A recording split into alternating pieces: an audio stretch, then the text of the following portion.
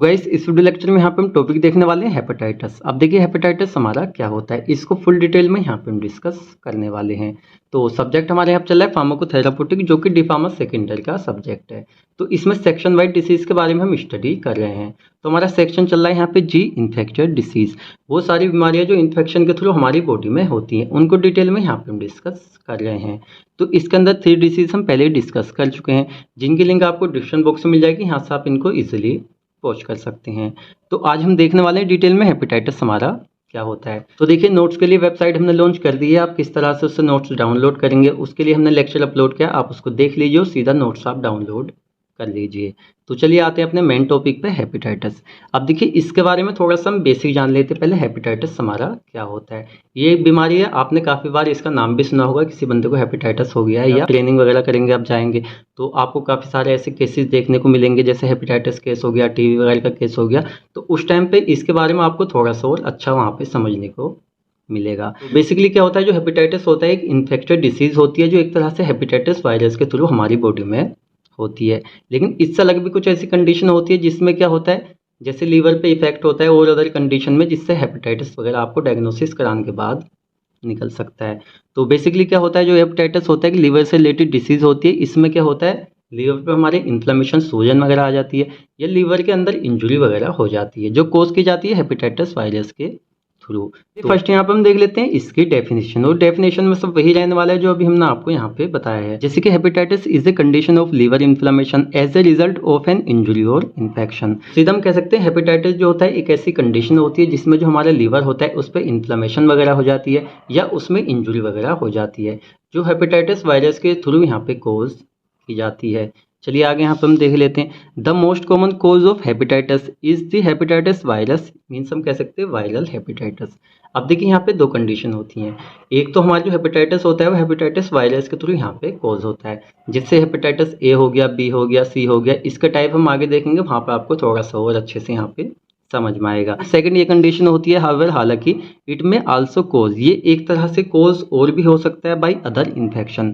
देखिए बहुत टाइप की क्या होता है, खाने वगैरह हम बॉडी में लेते हैं या अदर टाइप के हमारे इन्फेक्शन होते हैं जो क्या करते हैं, हेपेटाइटिस को एक तरह से कोज कर देते हैं। जैसे मान लीजिए टॉक्सिक सब्सटेंसेज, आप बॉडी में टॉक्सिक सब्सटेंसेज ले रहे हैं, या तो आप इनटेक कर रहे हैं या बाई चांस आपकी बॉडी में हो जाता है, कभी कभी बॉडी में चले जाते हैं तो उसकी वजह से इन्फेक्शन हो गया लीवर पे आपके।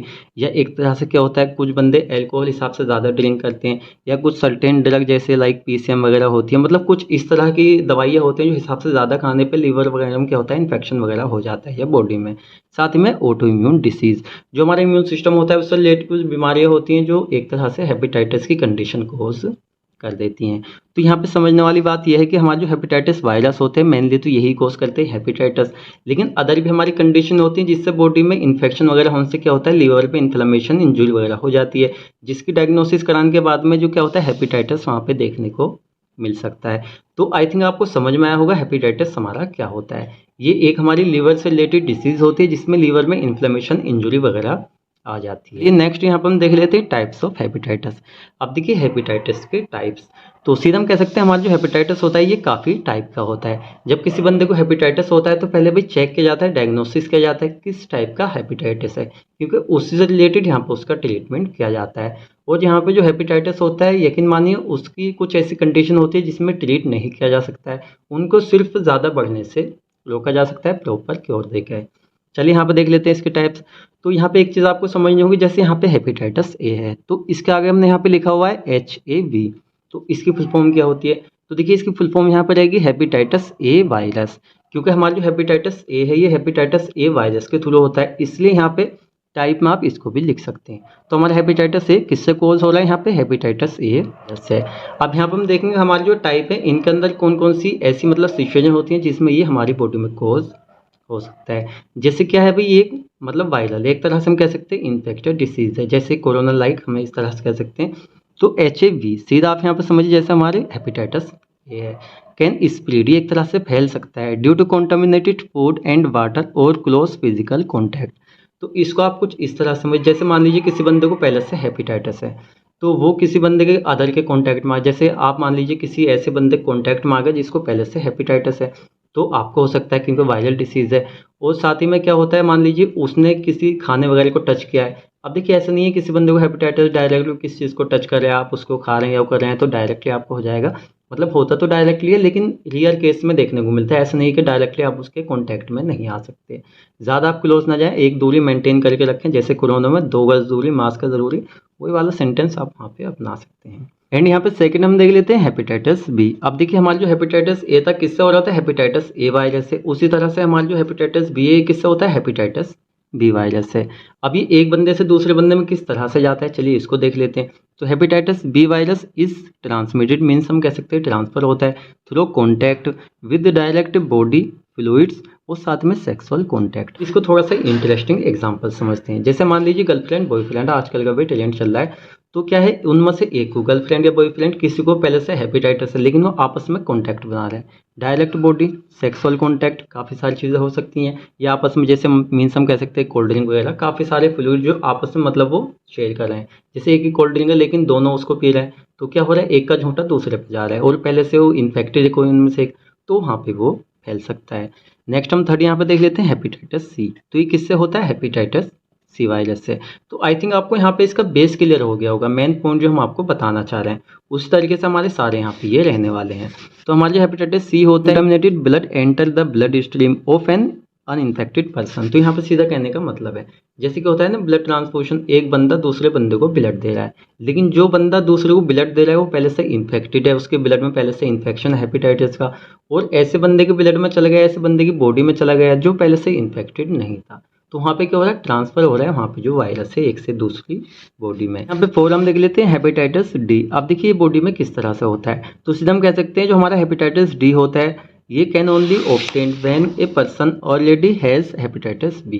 किसी बंदे को पहले से हेपेटाइटिस बी है तो उसी को हेपेटाइटिस डी होने के भी चांसेस रहते हैं, मीन्स हम कह सकते हैं डायरेक्टली एक तरह से नहीं होता है। सेम देख लेते हैं यहाँ पे हेपेटाइटिस ई। तो ये किससे होता है, हेपेटाइटिस ई वायरस से होता है, और सीधा हम कह सकते हैं spread through contaminated food water and is commonly experienced by frequent travellers. क्या होता है कुछ बंदे ट्रेवल हिसाब से ज़्यादा करते तो उसमें क्या होता है वो इन्फेक्टेड वगैरह हो सकते हैं या अदर हमारे रीज़न हो सकते हैं। तो हमारा जो हेपेटाइटिस डी होता है ये एक तरह से जिसको हेपेटाइटिस बी होता है उसको देखने को मिलता है। जो हेपेटाइटिस ई होता है एक तरह से फूड वाटर या जो ट्रेवलिंग करते हैं बंदे उनमें ज़्यादा देखने को मिल सकता है। तो आई थिंक आपको हेपेटाइटिस और इसके टाइप्स अच्छे से यहाँ पे ये समझ आए होंगे।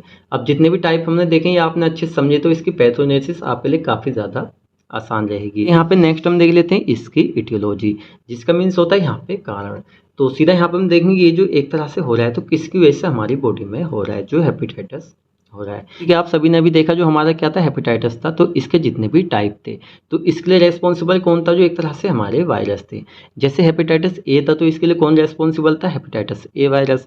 हेपेटाइटिस बी के लिए हेपेटाइटिस बी वायरस, इस तरह से C virus D virus E virus. तो ये जो एक तरह से हमारे वायरस होते हैं डायरेक्टली बॉडी में अगर एंटर कर रहे हैं, किसी ऐसे बंदे के थ्रू एंटर कर रहे हैं जो पहले से इन्फेक्टेड था, कुल मिलाकर हमारी बॉडी में आए, हमारे ब्लड में गए, एक तरह से हम कह सकते हैं इन्फेक्शन बॉडी में कॉज हो गया।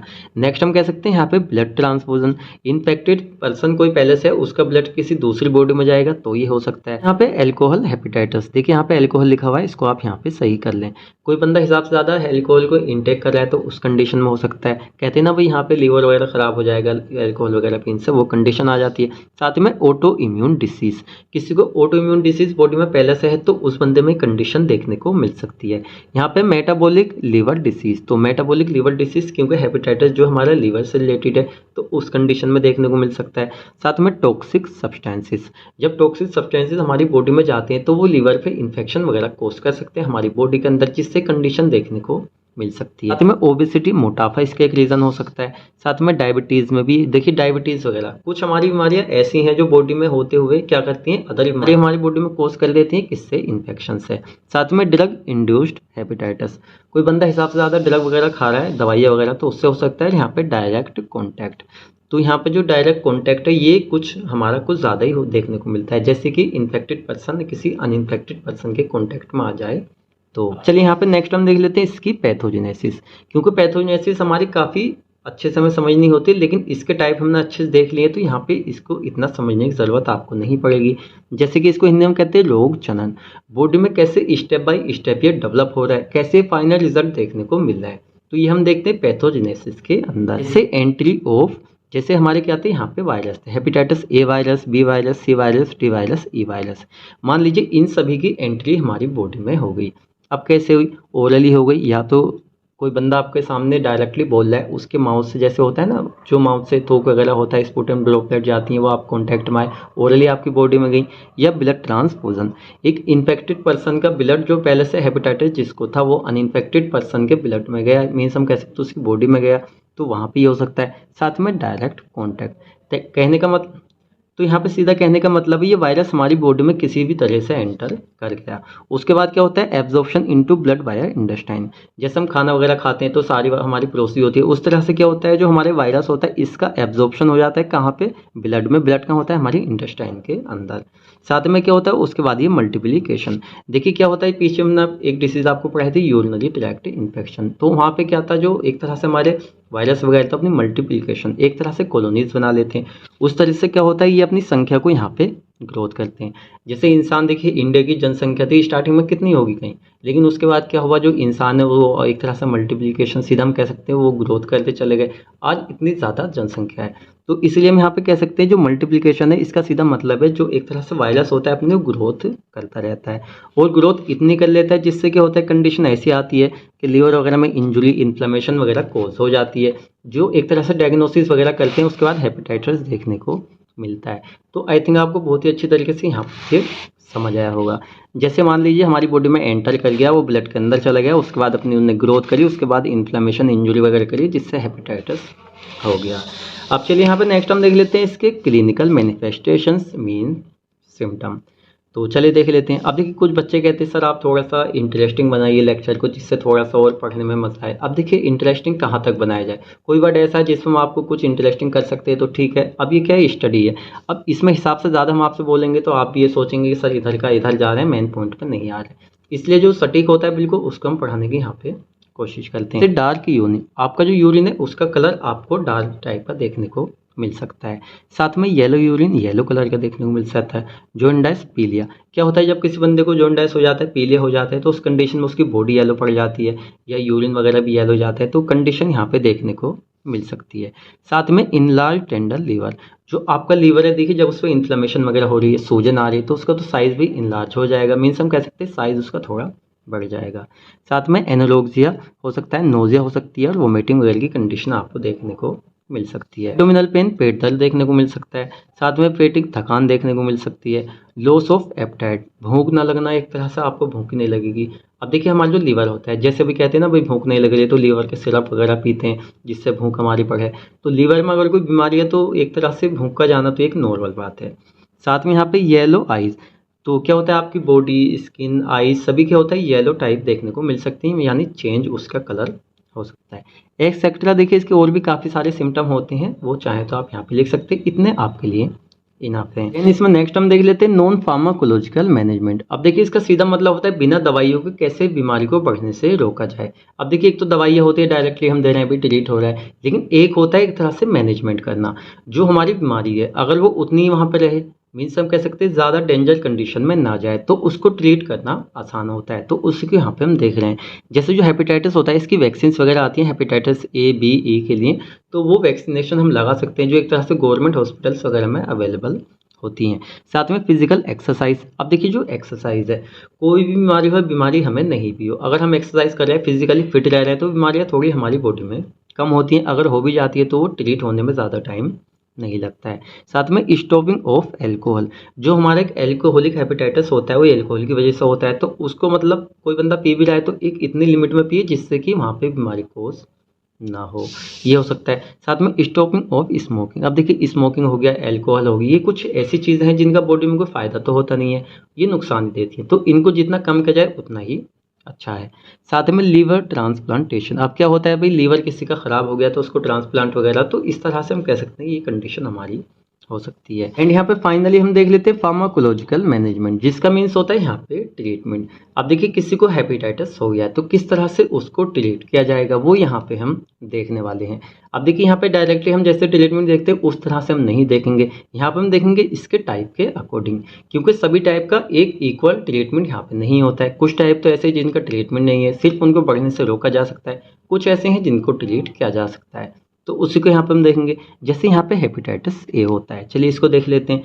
Hepatitis A can not be treat specifically, तो सीधा कहने का मतलब है जो हमारा हेपेटाइटिस ए है उसको डायरेक्टली हम ट्रीट नहीं कर सकते। हाइवर हालांकि supportive therapy can improve comfort level, उसके सपोर्ट के लिए एक हम थेरेपी दे सकते हैं जिससे एक कंफर्ट लेवल पे वो रहे, मीन्स हम कह सकते हैं ज़्यादा डेंजर कंडीशन में ना जाए।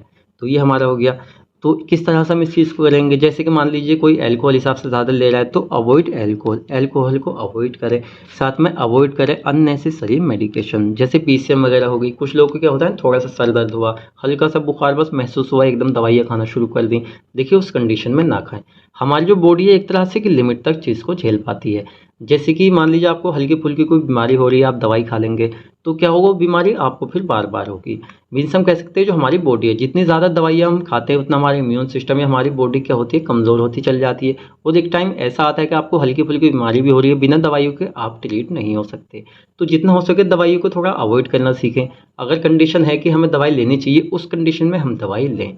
तो देखिए ये तो हेपेटाइटिस, लेकिन इससे अलग हमारी काफ़ी सारी बॉडी की ऐसी कंडीशन होती है जिसमें ज़्यादा दवाइयाँ हमें नुकसान दे सकती हैं। इसमें नेक्स्ट हम देख लेते हैं taking OTC pain killer if required. अब देखिए वही हम बात करें, ज़रा सी आपको बीमारी हुई ओटीसी, जैसे ओटीसी का सीधा मीन्स होता है ओवर द काउंटर, जो हम मेडिकल वगैरह से डायरेक्टली ले लेते हैं विदाउट प्रिस्क्रिप्शन। तो उन दवाई का थोड़ा कम यूज़ करें, अगर रिक्वायरमेंट है तो ही उनको यूज़ करें। साथ में रेस्टिंग जितना हो सके आराम करें। तो हमारा हेपेटाइटिस ए का क्या है यहाँ पे ट्रीटमेंट है। ट्रीटमेंट तो नहीं है, एक तरह से हम उसको ज़्यादा बढ़ने से रोक सकते हैं, कम्फर्ट लेवल पे रख सकते हैं। नेक्स्ट हम देख लेते हैं यहाँ पे हेपेटाइटिस बी। अब देखिए हेपेटाइटिस बी का किस तरह से हम ट्रीटमेंट कर सकते हैं। तो क्या है, एक तरह से हमारी एक वायरल डिसीज है, वायरस के थ्रू हो रही है, तो यहाँ पे एंटीवायरल ड्रग आर यूज्ड। तो हेपेटाइटिस बी को एक तरह से दवाइयों से हम ट्रीट कर सकते हैं। किस तरह से कर सकते हैं, जैसे हमारी यहाँ पे टेनोफोविर हो गई या साथ में इंटिकेविर हो गई, तो ये हमारी कुछ दवाइयाँ हैं जिनको हम ले सकते हैं। और साथ ही में अदर सपोर्टिव थेरेपी, इस तरह की थेरेपी जो एक तरह से हेपेटाइटिस बी को बढ़ने से रोके और ट्रीटमेंट करने में हेल्प करे। यहाँ पे नेक्स्ट हम देख लेते हैं हेपेटाइटिस सी। अब किसी को हेपेटाइटिस सी है तो किस तरह से उसको ट्रीट किया जाएगा। तो एक कॉम्बिनेशन ऑफ सोफोस्बुविर और साथ में यहाँ पे वेल्पेटेसिविर, तो इनको हम कॉम्बिनेशन में दे सकते हैं। और एक तरह से सेपरेटली भी यहाँ पे सोफोस्बुविर हम दे सकते हैं। और एक कॉम्बिनेशन ऑफ गिलिकेविर और साथ में यहाँ पे पाइब्रिटेसिविर, तो ये कुछ नाम अटपटे होते हैं, इनको आप यहाँ पे लिख लें, इनका कॉम्बिनेशन हम दे सकते हैं। यहाँ पे लास्ट में हम देख लेते हैं हेपेटाइटिस डी। किसी को हेपेटाइटिस डी है तो किस तरह से उसको ट्रीट किया जाएगा। तो there no cure yet for HDV, सीधा हम कह सकते हैं जो हमारा हेपेटाइटिस डी है इसके लिए कोई मतलब एक प्रॉपर क्योर नहीं होती है अनटिल डॉक्टर, जब तक एक तरह से डॉक्टर क्या करें, एक बेटर ऑप्शन ना दे दें उसको ट्रीट करने का, या एक तरह से कंफर्ट लेवल पे उसको रोकने का। तो यहाँ तक आप लिख दें, इतना ही आपके लिए, ना पर ज़्यादा आप लिखेंगे आपको थोड़ा सा मतलब हार्ड हो जाएगा। तो यहाँ तक आप लिख दें, जब तक डॉक्टर एक तरह से एक प्रॉपर सजेशन ना दें, जब तक उससे एक तरह से उसको ट्रीट करना इम्पॉसिबल सा होता है। तो ये हमारा यहाँ पे हो गया। तो आपका टॉपिक यहाँ पे कंप्लीट हो जाता है। इसकी डेफिनेशन हमने हिंदी प्लस इंग्लिश में लिखी हुई है, आप चाहें तो इसको यहाँ पे लिख सकते हैं। ये देख लीजिए पूरा, यहाँ पे आप कहते हैं कि सर आप हिंदी प्लस इंग्लिश में नहीं दिखाते, तो ये आपका हो गया। अब देखिए आपका जो ये टॉपिक है तो इम्पोर्टेंट है, एग्जाम में क्या होता है काफ़ी टाइम इसको पूछ लिया जाता है, तो इसको अच्छे से आप याद करें। तो पूरे टॉपिक आपको अच्छे से समझ आया होगा। फिर भी इसके बाद आपका कोई भी डाउट रह जाता है आप हमसे कमेंट सेक्शन में पूछ सकते हैं। और साथ में देखिए बात कर लेते हैं थोड़ी सी यहाँ पे वेबसाइट की। तो हाल ही में हमने वेबसाइट लॉन्च की है जिस पे आपके सारे नोट्स अपलोडेड हैं। कुछ नोट जो आपके लेक्चर के अकॉर्डिंग 1-2 यूनिट रह रही हैं उनको हम जल्दी वहाँ पे अपलोड कर देंगे। तो आप डायरेक्टली जाएं वेबसाइट पर ज्वाइन हो और नोट्स आप अपलोड करें। जो आपके नोट्स थे उसको हमने थोड़ा सा और इम्प्रूव किया है, उनकी क्वालिटी आप डायरेक्टली उनको डाउनलोड करके निकलवाएं, कॉपी कराएं, जिससे आप बिल्कुल सीरीज वाइज उनको पढ़ें। इससे आपके जो नोट्स बनाने का टाइम है वहाँ पे वो घट जाएगा, जो नोट्स बनाने का टाइम है वो अपनी पढ़ाई को दे सकते हैं। तो वेबसाइट पर किस तरह से ज्वाइन होना है इसके लिए हमने डिस्क्रिप्शन बॉक्स में लिंक दे रखी है। साथ ही में आप चैनल पर जाएंगे डायरेक्टली आपको एक वीडियो मिल जाएगी how to download notes on website, तो उसको आप देख सकते हैं, डायरेक्टली आप ज्वाइन हो सकते हैं, नोट्स आप डाउनलोड कर सकते हैं। तो चलिए मिलते हैं जल्दी इसी तरह किसी इंटरेस्टिंग वीडियो लेक्चर में।